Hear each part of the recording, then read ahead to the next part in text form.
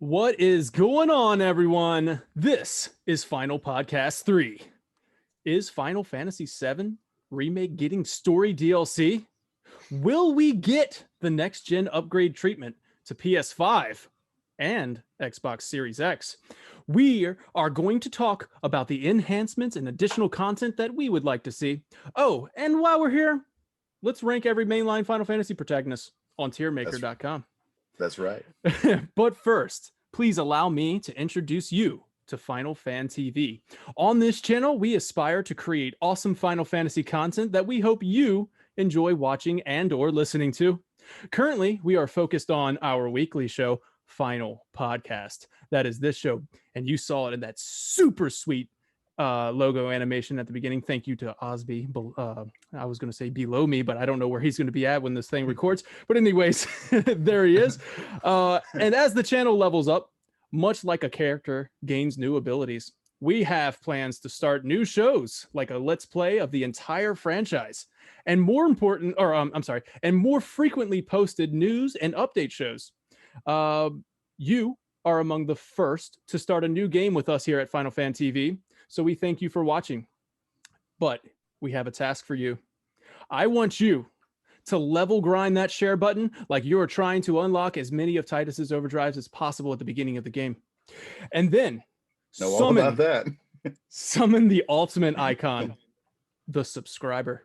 I am Daniel Hufflich, and in the party, we have Vinny McGovern, Osby Tomlin, and Reed Daniels. How are you guys doing? We'll start with Osby because you did that super sweet logo animation. I do appreciate that, Osby. It looks great. How you doing, man?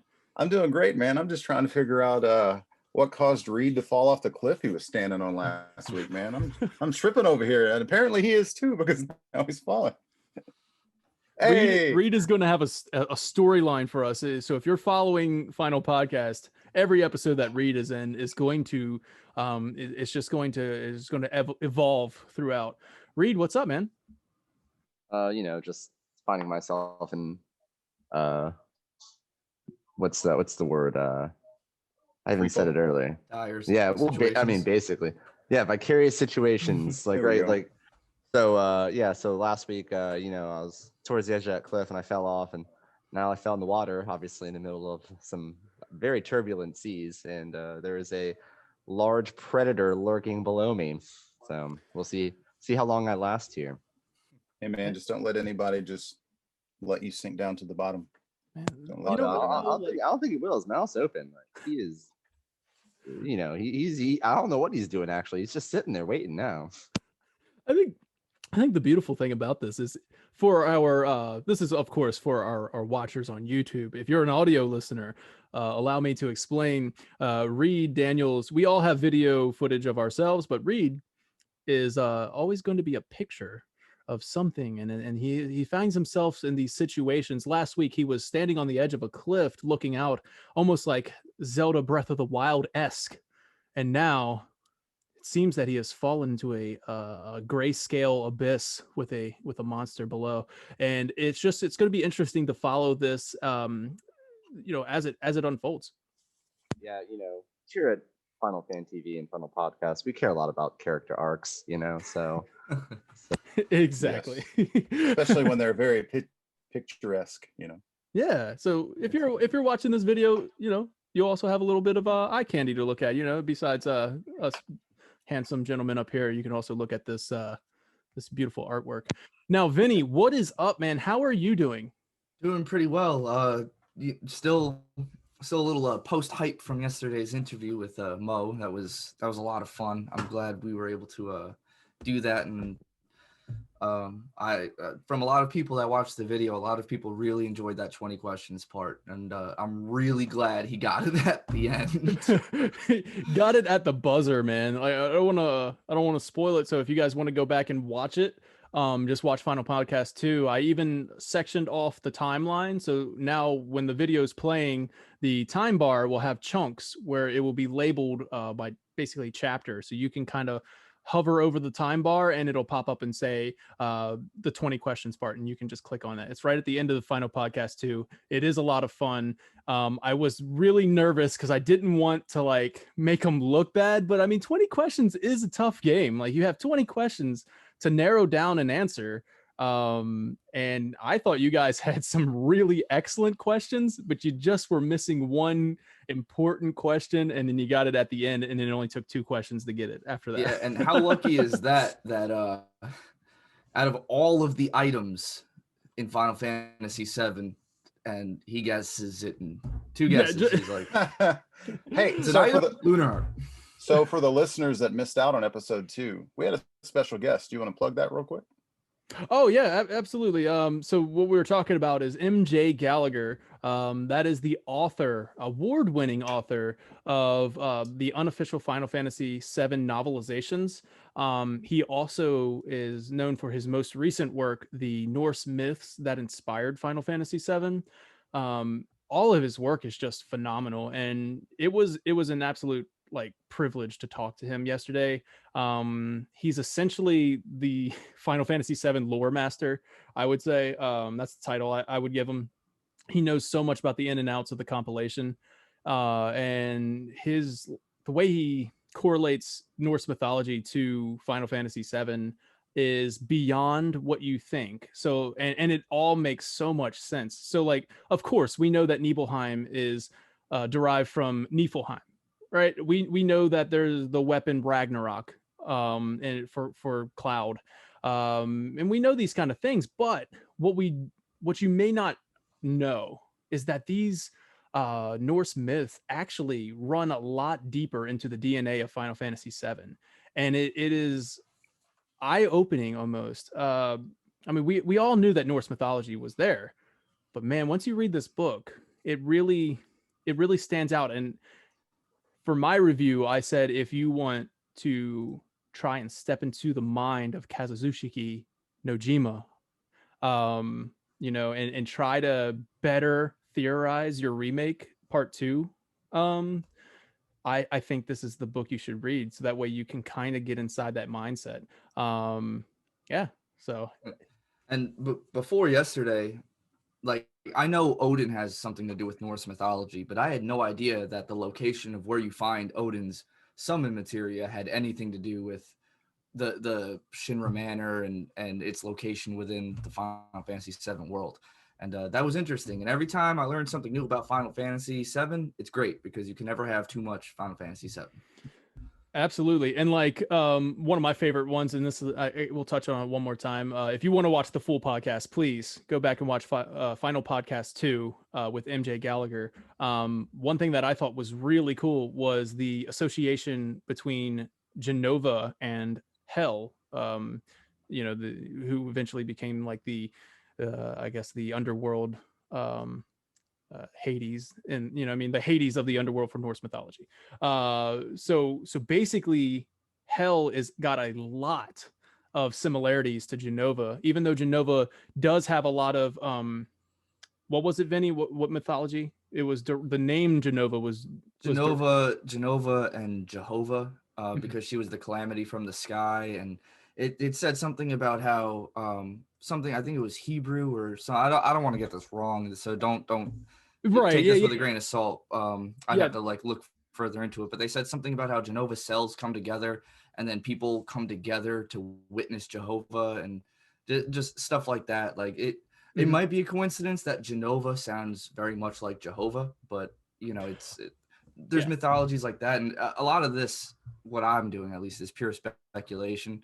I don't think there is coincidence, and if you read the book, you really do kind of get the idea that like Nojima really was big into mythology at the time of writing Final Fantasy VII, and interestingly enough, he just got, this is what Mo said off that interview, like interestingly enough, he just got off of doing Greek mythology, and they asked him before he started working on 7 if you could explore any mythology, which would it be? And he said Norse. So it really, like, his interest in Norse mythology peaked at the time of writing 7, and it just kind of like, you can see that similarity throughout 7, and the book really explains it so well. And even if you don't have any knowledge of Norse mythology going into it, I think reading the book, you will learn. You're gonna learn, and it'll be you're gonna learn, and it's gonna be fun because you're gonna be learning about your favorite Final Fantasy, your favorite game of all time. You know what I mean? Did he mention if there was an audiobook for that? There is not an audio book, I do not think, for the Norse mythologies that inspired Final Fantasy VII, but there is an audio book for his Nibelheim incident project, and that won awards. And the Nibelheim incident is just incredibly written. And it's got the voice of Liam Mulvey, who did Libertas in Final Fantasy 15 Kingsglaive, which I really enjoyed. His character in that. So please, by all means, go out and check out his Patreon. I will once again put that in the description of this video. So that way you can just go to his Patreon, support him, even if it's $1 a month. I mean, that's a lot of that means a lot to him, and it also supports his incredible work that he does for us fans of Final Fantasy VII. So go ahead. It's fine. So obviously I missed the interview, but there's one thing I thought of in hindsight that I wish I could have asked him, and I don't know if you mentioned it. One thing I always loved was the Midgar Zolom, how he was like such an impossible boss, and like the reference to Jormungandr, like the world serpent kind of thing, and obviously being right outside Midgar. He does bring that up. I know he said that he didn't want to get into like spoiler territory of his book. He didn't want to give everything away, but right, which is understandable. But like he did say of how that is referenced in the book, and it definitely does have a direct correlation to Norse mythology. And Zolom is actually a what do you say? Yeah, a spelling error or a mistranslation. It's a Zom, right? Midgar Zom. Something like that. Go back and watch the podcast. He was, because that was one of the things he was like, I wonder if they'll fix that in remake, since it won't be called the Zolom, it'll be called something different, just kind of similar to how Apps was called. Oh man, they changed App's name in the remake, and I can't remember it now. But anyways, yeah, so even how Apps' name was changed. Quick little side tangent, little side thing here. For those of you that want to do something fun this week, hop into the original Final Fantasy VII, get to the Midgar Zolom, and run past him without a chocobo, because you can totally do it. Try it. Now, oh man, easy. You used to do it all the time. See, I always wanted beta in the beginning of the game. So originally I would grind in Midgar and until my characters are level 35, use the fire ring, just have Cloud tank it and learn beta, and then basically just steamroll the rest of the game. But then after playing Dark Souls, I got really into challenge runs. So I decided to do the Soldier First Class challenge, where Cloud was level 99 before fighting the Scorpion tank boss. You, sir, are a saint, and you must have the patience of steel. When I first started it, I played for 16 hours straight. I believe I got to like level 45. Yeah. Just hopping off the train, just running around that very first part, fighting. Was this on 3 times mode? Was this before 3 times or after? This was on PlayStation 1. Oh Jesus! Man. I maxed the timer out. It wouldn't go any higher. One of these days we'll have to talk about what I did in Final Fantasy X, the very first battle with Auron and Tidus, but another story for another episode. But it's along those lines. We'll definitely revisit that. I do want to touch on that. That's awesome. Challenge runs. What'd you say, Fareed? As Vinny, he was just talking about doing challenges. Like, didn't okay, yeah. So anyways, guys, we're gonna go ahead and move along here to our main topic, which is Tifa DLC. Is it coming? What? Is it coming to Final Fantasy VII Remake? Now I do have a Twitter post that I would like to reference. This is from Audrey, and I'm not even going to begin to try and pronounce that Twitter handle, but here we go. I'll share it so that way you can see it. All right, so we have right here, this is Audrey's Twitter. and she does an amazing job on translating the Ultimania or any kind of Japanese post that we would not understand, so that way we can understand it, and she did a great job here. Level designer Hayoki says Tifa was supposed to take lead for a special mission that took place after she was separated from Cloud at the Sector 5 reactor. The scenario would have taken place around Chapter 7 or 8 and would connect to why she was heading to Don Cornerio's place. And then she goes on to say, the level concept was to show the beginnings of the tragedy that would unfold with the Sector 7 plate, and also show Tifa's charm as she takes on the role of a heroine. The scenario would start off with a rainy scene that would set the mood, where you meet with Jesse. Jesse would brief Tifa on the supposed devastating plans regarding the Sector 7 plate. There would also be some suspicious activities in the slums where the player would wonder what exactly is going on. The second part of the scenario would show Tifa's charm, depicting her thoughts about her friends and Cloud, her strength as a heroine, her bravery, kindness, and style too. Characters involved would be Barrett, Marlene, Jesse, and Meryl. The third part of the scenario would have involved showing more about Meryl, Marlene, Jesse, Biggs, and Wedge and their own charms as well.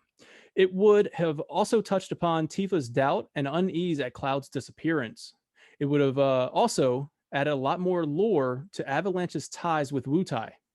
Ooh, Wutai. This Tifa-centric scenario was eventually cut, but it would have also shown how Tifa got either one of those three dresses available in the game. The Avalanche hideout would have also been accessible here. Man, come on, give us that. Just the hideout. I'll replay it just to see him jump down the elevator. I want to see. I want to see. I want to see that arcade machine go down on the elevator, man. That was one of my disappointments. I didn't get to go down in the hideout, and I didn't get to see like Barrett just straight up throw. What was it? Was it Wedge that he just like punched Wedge and he went flying at the screen? Oh no, it was Biggs. It was Biggs. Biggs. Okay, I'm upset that I didn't get to see that. Yeah, just launched them 20 feet in the air. Yeah. So if that hypothetically, if that was DLC, how much would you guys pay for that? So what would you think would be acceptable? I would pay $15. Yeah, I would say 15 tops, depending on how much we're getting. Like, are we talking about like 10 to 15 hours, or are we talking like, Resident Evil 4 Project Ada, where it's like one mission takes about like maybe 45 minutes to an hour to beat? Is it something like, if it's something short and sweet, I think they should just drop it, kind of, maybe not for free, but it's just something as the interim while we're waiting for part 2, because I think taking too many resources from the main team to do DLC is going to hurt the game in the long run, because you've seen that with other games before where they break off the team. I mean, Destiny used to do that. They used to have separate teams and everything, unless they have the manpower to do it, they're going to take too much away from the main game. I mean, ultimately, I don't care if we don't get DLC, as long as we keep getting main installments at a reasonable amount of time, and as long as they're solid 60-hour standalone games. I mean, if I'm going to drop money on any DLC they release for all of these, it doesn't matter. Like, if they said today, hey, you can now play as Red 13 in the battle simulator for $10, $20. Yeah, sure. I would do it. I would play through the game again just to be able to, even if it's just in the battle simulator. I don't care. Whatever. See, dude, now I would pay for that too. I would pay $5 for and I would play through the game again if I could play, have Barrett in his sailor outfit and just play through the game with Barrett in his sailor outfit. Save it for remake part 2. He's trying to be all serious looking at his gun, and you see that hat turn away. Oh man. My thoughts on that are what would be really a good idea for them to do is just have it be like that one mission, but like I think the value of it is like it could just be a huge exposition dump. Like, she's talks about that tweet talks about she's thinking about her past with Cloud. Like, she in the game, or in the original game, you never really get to see things from her perspective. It's kind of like a last minute kind of drop. and you kind of got it all pieced together. But it's like they could kind of do that now from her perspective, thinking about when Cloud left, you know, to join Soldier and all, and him and Zach coming to visit and all things that happen. 7 years versus like 5 years, yeah. Yeah, and then like just exposition dumps throughout that one mission that add a lot of time to it, but add a lot of like backstory. So when it happens, everything happens later on. Got to plan. Had the DLC, yeah, you got to see a little bit more. Find out what happened to her cowboy hat. This is man, I need that cowboy hat. Some say it's still falling. This is not unlike what we saw with Final Fantasy 15 with Gladiolus DLC, where he like leaves briefly in the party and then DLC releases later to show you where he went. And I think that's okay for this particular story, because it this is, like you said, this is major exposition. Like, this isn't really anything that's going to impact the story in a way where like, oh my god, this is a must own DLC, because then I think you get into the territory where people or fans, not us because we'll pay any money for it, but like maybe people might start thinking, okay, come on Square, you can't all just money. right you can't just do that. But this seems like it would be a pretty sizable mission, and each chapter, I would say, in Final Fantasy VII Remake was a good, what would you guys say? Like, it was a good about 2 hours each chapter. I'm so surprised that they fit 30 hours into an 8-hour playthrough from the original part of the game. Yeah, I mean, I was happy with the experience. Every part of that game, even the twist ending, like maybe not at first, but every part of that game, I was just like, yes, this right here, yes, give me all of this. Me too, man. See, what I enjoyed the most was like in Final Fantasy, main story bosses are always pushovers, and a lot of these bosses had like certain mechanics, like they kind of felt like raid bosses where you kind of actually you couldn't just, you know, I'm just gonna beat this thing until it's dead. There were a lot of things where, you know, it's like, all right, hitting it with a sword isn't gonna work. I need to figure out, you know, I need to break down some outer shell and then I can attack it for a little while. Like some of the boss fights actually took 15-20 minutes as opposed to like, you know, fighting a 5-minute boss and you're just spamming attack. I loved how incredibly strategic it was. Now, speaking of boss fights, every chapter had like pretty much ends with some kind of boss fight. More or less. So if this Tifa DLC is actually happening, you know, we might even be able to fight alongside Jesse, Biggs, and Wedge. I know we did fight alongside. Take all my money. Yeah, exactly. But like, yeah, if you got Tifa, Barrett, and like Jesse in a battle, but I don't know who the boss would be and why she's fighting anything, but like I would personally love to see what happened after Cloud falls. Like in the original game, it never was talked about. Like why? I mean, she basically briefly says, I have information on Don Cornerio, that's why I'm here. But it's like the Rogue One thing, man. I want to know how'd you get the plans, man? I want to know. Maybe she goes into this deep depression that Cloud fell and started freaking out, and like, well, I got to get down there. I mean, she didn't look too happy when he fell. You know what I mean? Like, you got to think like, oh my god, Cloud just died. Like, because she doesn't think Cloud survived that. She has to have thought he died, right? Like, don't worry, he landed on a bed of flowers, so he's fine. Aerith is like, yeah, these flowers are tougher than they look. Yeah, whatever. Those are crushed, man. Don't lie to me. Oh, another thing, another Twitter post I wanted to share, and this is a very brief one, but it has impact to what we're talking about right now. Let's go with share. There we go. This is Britt Barron and her Twitter. Back in a real life recording booth and not in my closet. It's the little things. And then she had a story for her Instagram. This was October 7th. But the story on the Instagram no longer exists, but this does. So that is interesting.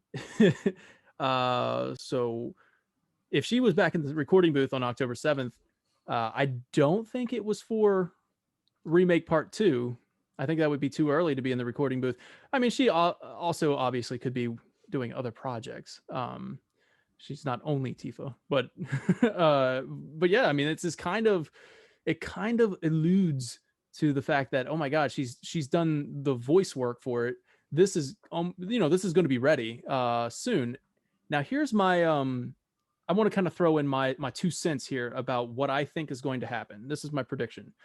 The time exclusivity for Final Fantasy VII Remake wears off in April. So that means it will be coming to Xbox and Xbox Series X. I believe that the game will get the next gen upgrade treatment, and will simultaneously release on Xbox Series X and PS5 as the next gen, like Final Fantasy VII Remake, remaster, reedition, reincarnate, whatever they call it, 2.56. So Marks 2.8. Yeah, right. So whatever they want to call it, I do think that it will get the definitive edition going on, and it will launch alongside that with story DLC. I also would like to say that it will come with new modes, maybe new combat simulators, new boss battles that you can fight in the combat simulator. Now this is me getting a little wild with it, but I also, how cool would it be to have multiplayer in the combat simulator? Like you take the role of Barrett and the other person's Cloud and the other person's Tifa, and you fight a boss as a 3-man party. You should stop, man. I can only get so happy. No, keep going. Come on now. Bring it on. I know what Final Fan TV would be covering. That would be our Let's Play every night. Exactly. So I thought Final Fans only. I thought of that. My goodness. Final Fans only. I thought of that as well with the whole next gen touch and everything. But I also thought about how many people nowadays don't automatically go out, rush, and buy these consoles because everybody always assumes there's going to be bugs with launch systems and everything. Do you think that if it's obviously going to get the next gen treatment, do you think that it's also going to release for PlayStation 4, Xbox One? I want to say, I'll answer that one first if you don't mind. I want to say that I think it will release on Xbox One, and I think the regular edition that came out in April this year will come out for one, but I think the definitive edition, if you want the next gen version, I think is going to be exclusive to next gen.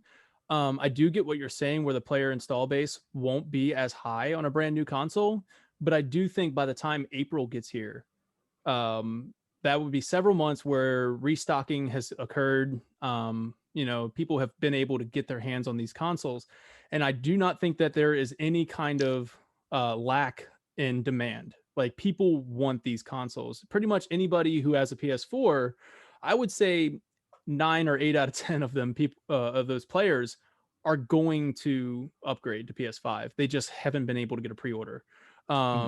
So I think once things settle down with the holidays, and you got several months, people are going to be rushing out buying these consoles when they're available.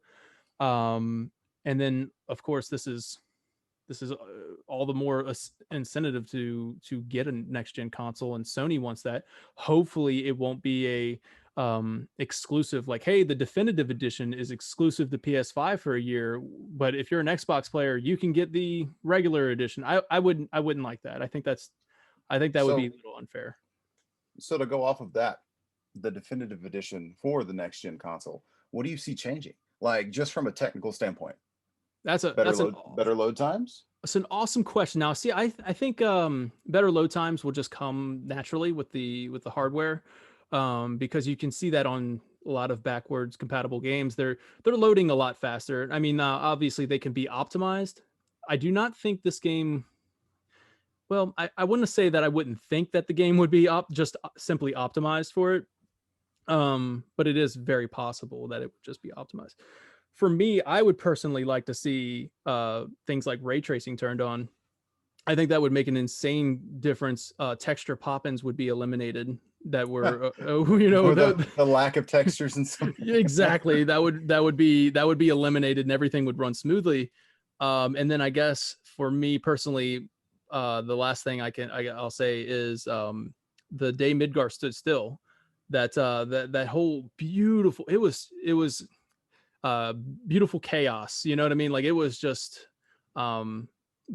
ruined slightly by a pre-rendered backdrop. And I think with next gen, they would be able to fully go all out with that, just that particular chapter. And I think that would go over really well. It is developed under the Unreal Engine, so this kind of upgrades and enhancements, they're not that. I mean, of course, everything takes time. Developers have to work on it, but it's not as impossible to consider that. Hey, just turn ray tracing on, fix these textures, and that kind of stuff. Reed, you've been quiet, man. I'd like to ask you, what would you like to see in next gen enhancements? What kind of enhancements would you like to see? Well, most importantly, and also, yes, I'm keeping my mic muted. I'm house sitting for my parents this week while they're out of town, and they got 2 dogs that love to bark at everything. So, so yeah, I mean, let's touch on the most important feature: an updated darts board. Absolutely. Actually, I yeah, spent a that's lot all of I time got. in that. Yeah, that's actually all I got. No, you know, when we talk about the updating and everything, I still think back to when they delayed Final Fantasy Versus 13, i.e. Final Fantasy 15.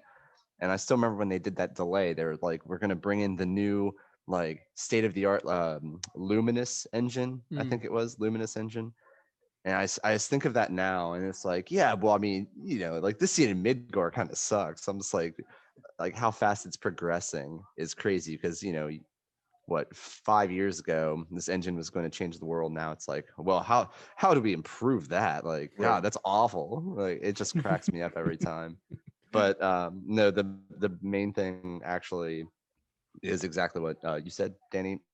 Just the plates and everything, like being able to really and the rendered backdrop didn't damage that so much as characters' fates being altered at the, you know what I'm talking about. Yeah, Wedge and Jesse and everything. So but no, I mean, just touch-ups, man. Like it's always interesting to see how much better and how much it progresses in such a short period of time, that I kind of just like going in with like no expectations. Yeah. Except for that dartboard. That dartboard, man. The lighting's already perfect. The lighting's great. Yeah, I mean, I thought that. I don't think there's much that they could change in terms of lighting. That, like you said, the texture pop-ins are an issue to some players. I just want to see more particle effects, more stuff floating in the air. That's very possible as well with next That'd be gen. nice. Yeah. I think as far as lighting goes, the lighting is incredibly it's incredible, I guess. One thing that was missing from Final Fantasy VII Remake that just irked me, man. Bring in the photo mode, baby, so I can spend so much time in photo mode. Oh yeah, that would be cool. So many desktop backgrounds, just so many ripped off art t-shirts that we could post. Man, so much we could do with that. I want to be able to control Barrett and run around and take photos in areas that he shouldn't be. For example, in the alleyway behind the Honeybee Inn, I'm just places I want to take photos of them. So why don't we just petition for Final Fantasy Snap? Final Fantasy VII Snap, bro. I would play it. Look, man, I spent a lot of time rotating, like getting the character to be where I wanted him to be, and then rotating the camera ever so slightly, so that way like Tifa was behind him, and then like Barrett's on the other side, and I had like my boys just like and wait for Cloud to kind of just go like this, fold his arms, and I'm like, yeah, and then snap that photo. But of course, it had like the little press X for commands in the bottom. And I'm like, come on.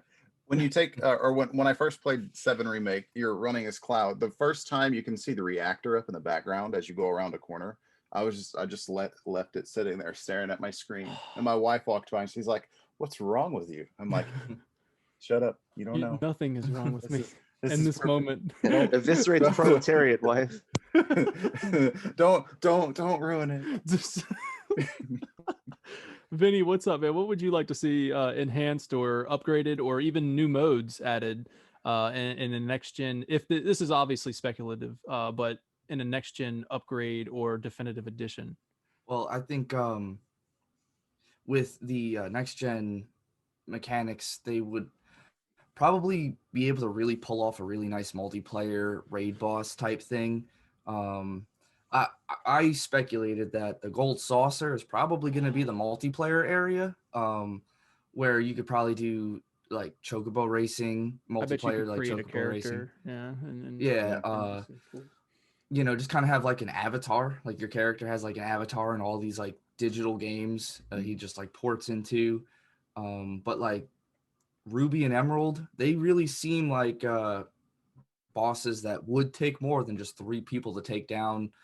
And I feel like, you know, maybe you can get like 3 other players to, you know, so a party of 9 as like a raid boss. Because like, you know, when you fight Bizarro Sephiroth, you got party of 3, party of 3, party of 3, and you're all tackling at the same time. I would like to see that in more end game super boss type stuff, where you have your, like, you know, your buddies trying to beat up Emerald. And speaking of that, Emerald's underwater fight would look a lot better next gen, because they would probably have the capabilities to make it not so blitzball, Kingdom Hearts, you know, Ariel's world. So they could probably make that feel really fluid and fluid.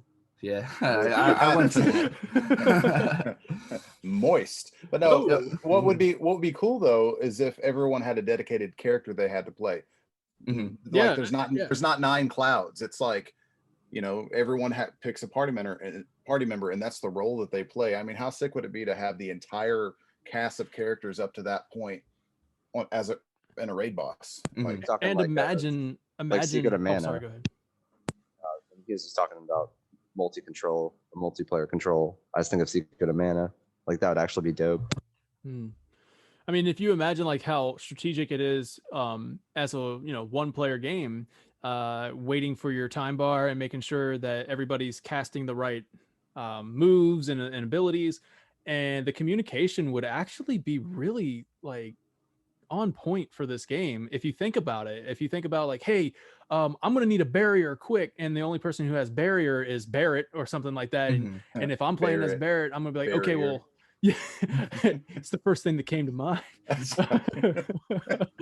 I'm like, okay, well, I have 1 ATB bar. I'll, you know, just hold off for a second. I need somebody to defend me. Come over here, defend, or something like that. And then like, that would be really cool. I would save the multiplayer aspects for, like, as Vinny said, for the gold saucer. Obviously, I think that could be, you know, the DLC or the not a definitive edition. Hopefully they won't keep doing this trend, but like DLC, like multiplayer DLC for part 2, the gold saucer. Obviously, I don't think we would not be getting it for this DLC coming up. I don't think the gold saucer would be revealed this early. And then I also don't think that we'll see like super, like we won't see Emerald Weapon as a raid boss in this DLC.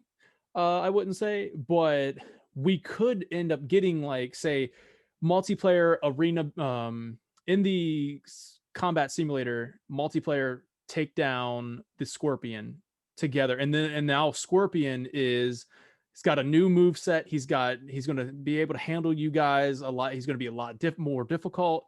Souped up. Surprise! There's 2 Scorpions.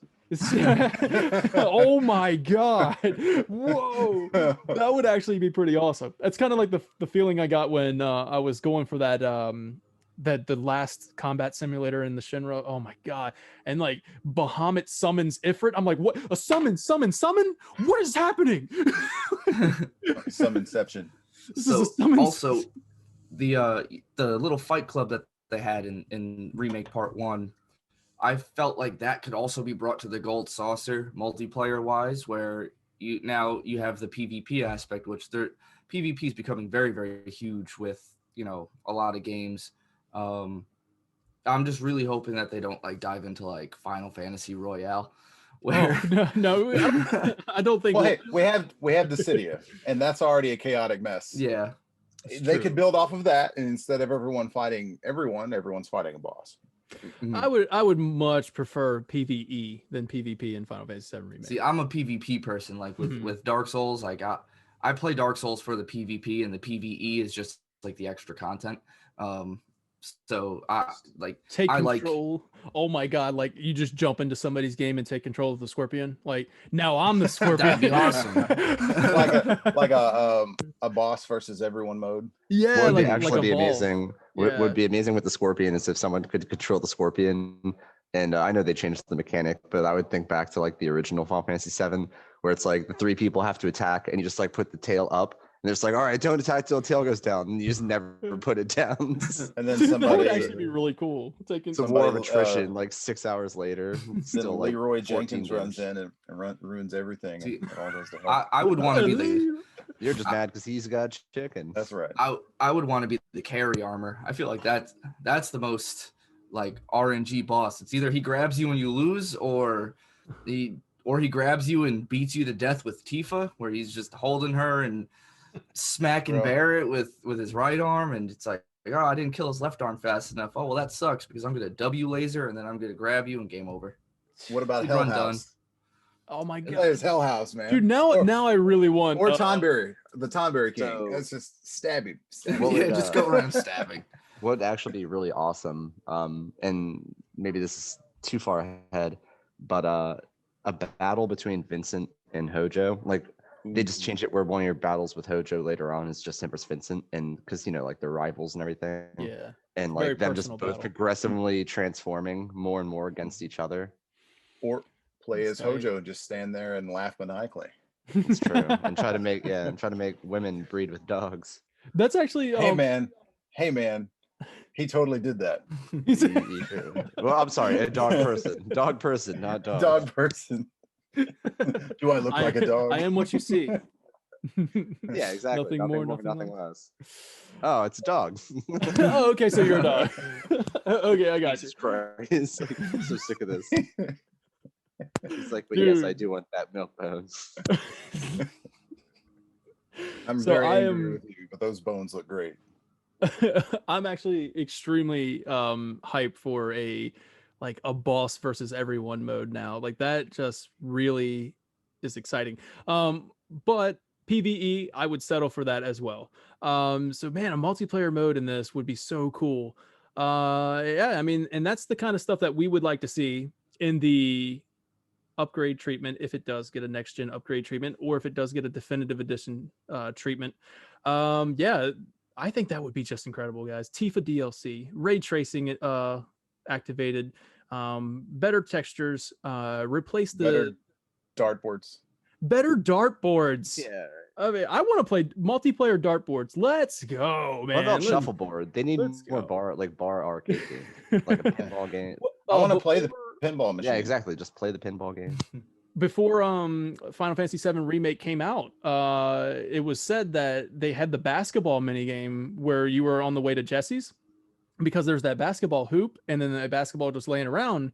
They actually had the minigame involved where you know the Grand Slam where you play it at or is it where you played it at Gold Saucer. They were gonna have it right outside Jesse's house, and then they were like, well, it kind of ruined the mood. So it makes me think that they have it ready. Like just let's go. Maybe it's in that side DLC. It's obviously like foreshadowing. It'd be hilarious if there's like, oh hey, you can't just, if you pick up the ball, like we'll never tell you, but if you just pick up the ball and shoot a few hoops, you get Omni Slash at level 7. right off the bat. You get some battle points before it even, before the Gold Saucer is even introduced. Yeah, so that's really exciting. I hope they go with that. I hope they listen to our podcast, to be honest with you guys. I mean, yeah, I hope so too. I mean, you can take our ideas for free. Just make it happen. We don't want anything other than the game soon. Yeah. Pay us in content. Yes. Yeah. And compliments. And likes and subscribes. Exactly. All right, guys. So that was a fun topic. I can't wait to share that one and hear what everybody else thinks about it.